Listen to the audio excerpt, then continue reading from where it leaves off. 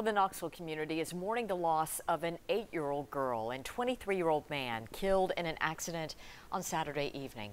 It happened on Emory Road in North Knoxville, just west of Interstate 75. For the young girl and her family, it was the second tragedy in as many years. 10 News reporter Mark Salinger shows us how friends are remembering her.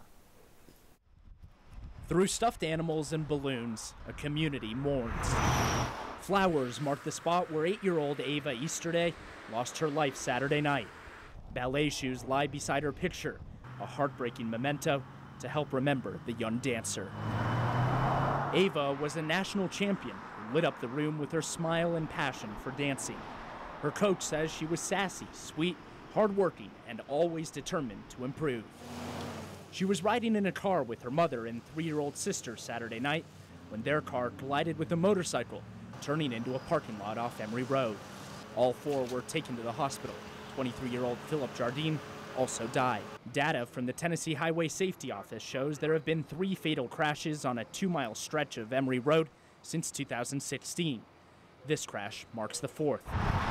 As the memorial continues to grow on the roadside, today, her friends remembered her as they headed back to school.